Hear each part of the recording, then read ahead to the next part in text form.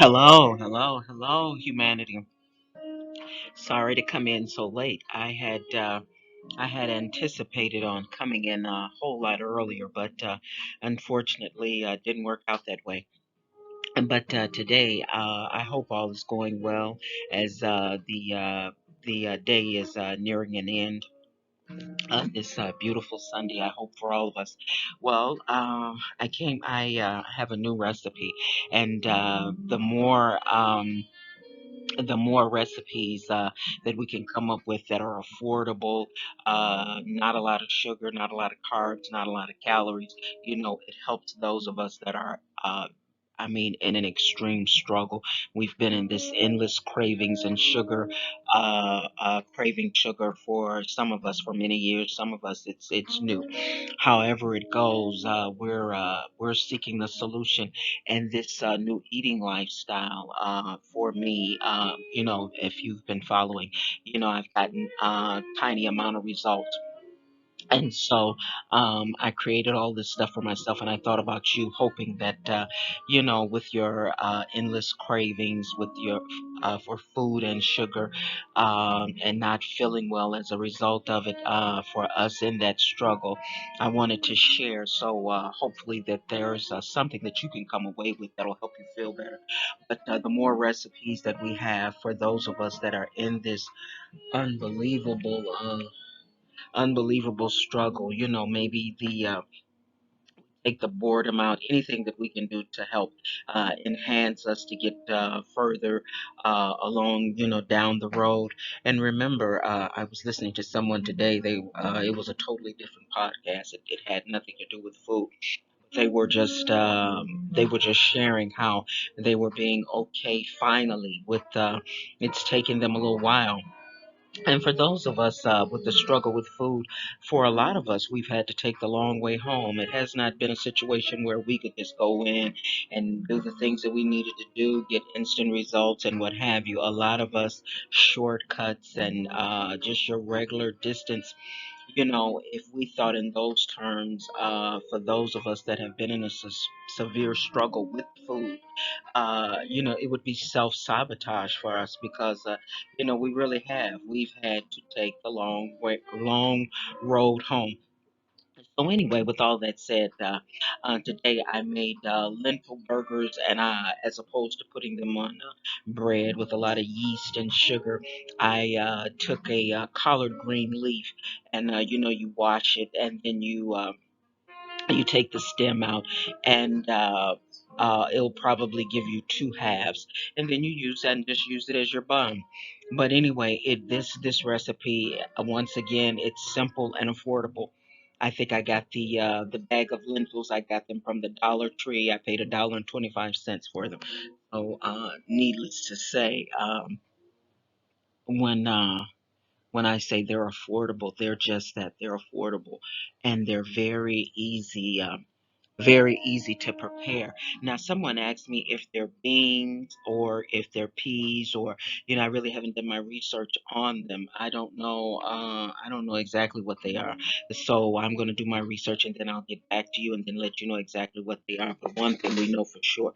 They're healthier than a lot of the traditional ways that we make our burgers. So, and they're real convenient because all I did was I took and I do want to apologize ahead of time because the text is really, really small. So a lot of things that you can't see if you can't, what do you call that?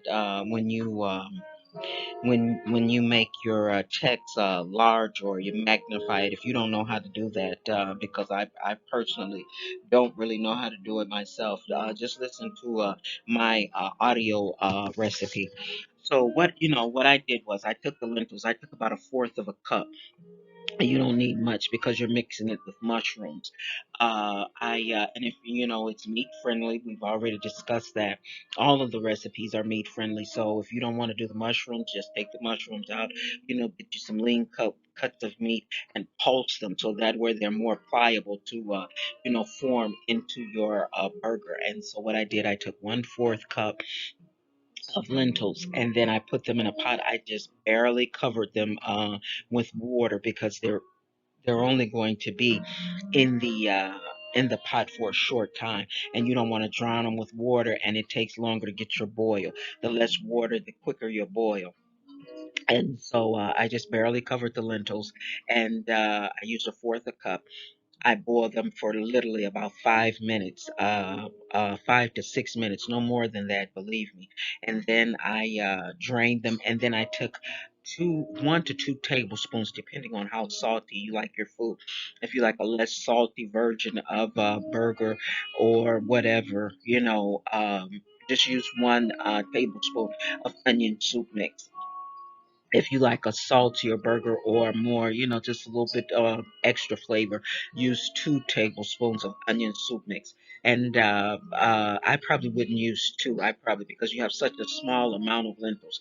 Maybe if you don't want to do the one, just do 1.5 um, tablespoons of onion soup mix. And remember, we talked about that all the time. The tablespoon is the larger of the spoons. The teaspoon is the smaller of the teaspoons.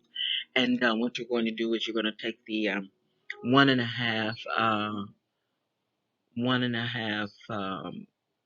onion soup mix, and you're going to sprinkle that over your lentils, and you're going to put that to the side and let it sit.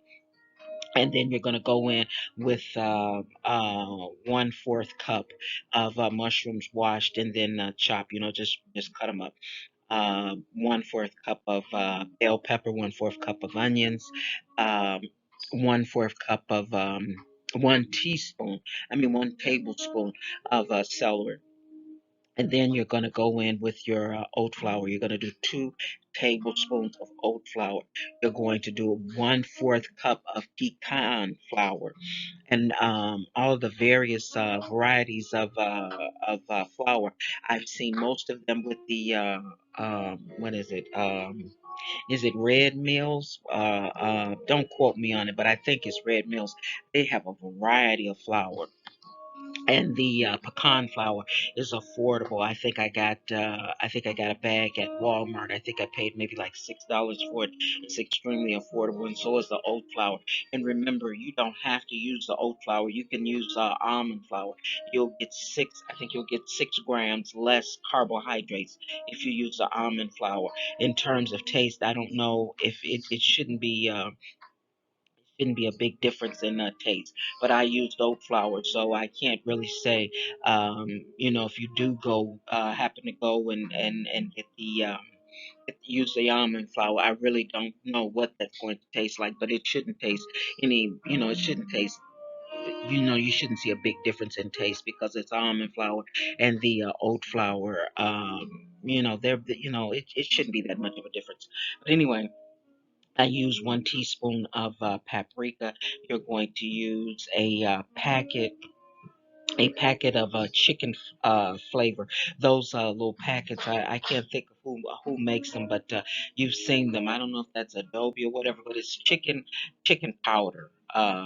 So just when you go to your grocers, just look for the chicken powder.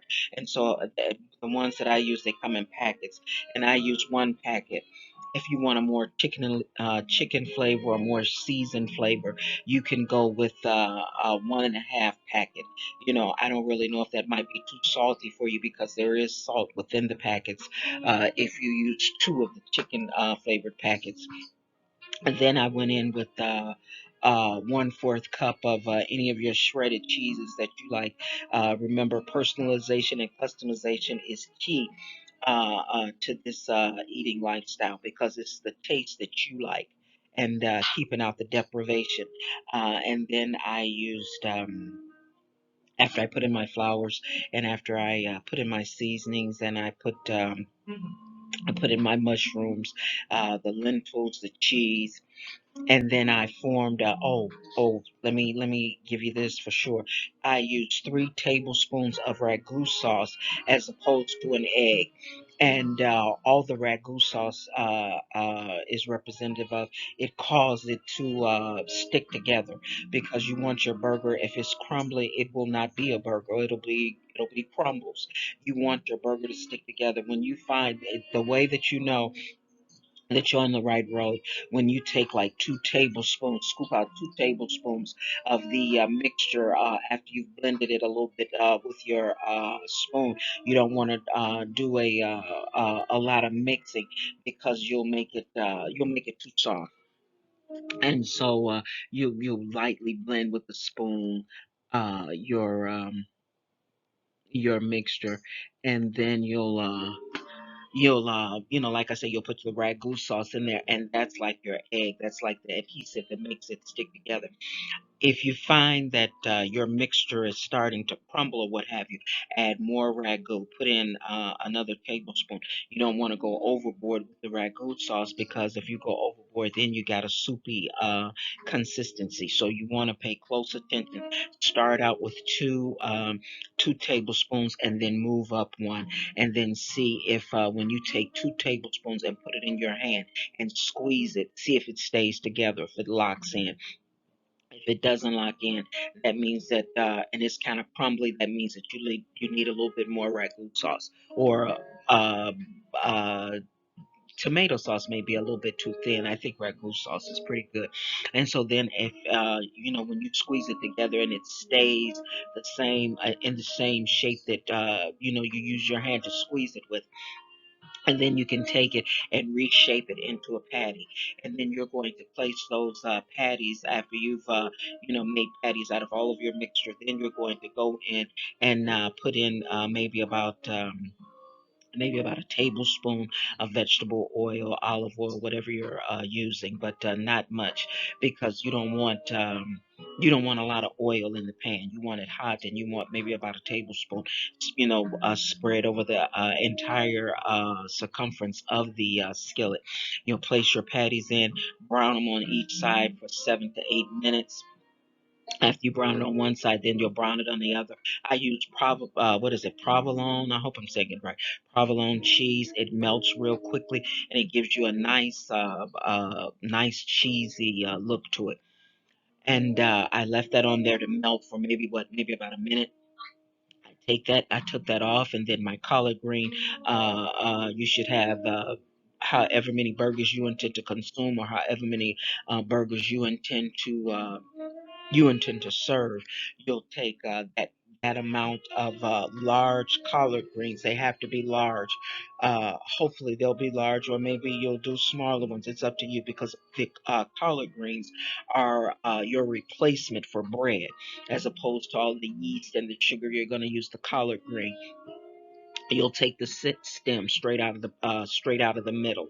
After you've washed it and patted it dry, you should have 2 halves now. And so what you'll do is you'll take your, if you want to use mayo, I use quite a bit of mayo.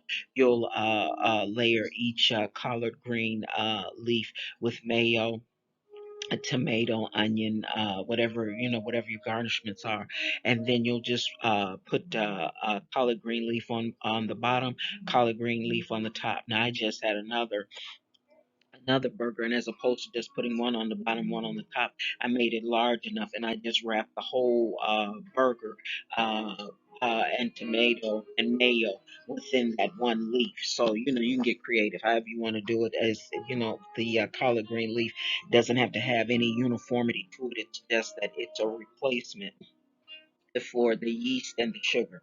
I'm going to end it here, and try to get back to you tonight. I want to try to bring you a seasoned cauliflower rice, and I also want to try to bring you a cauliflower stuffing. I doubt very seriously if I get that to you tonight. That's probably going to be tomorrow, but I may try to make an attempt. Okay, so Human, you know how I end it. I'm going to go and get it and then bring it back to you. Take care. Bye.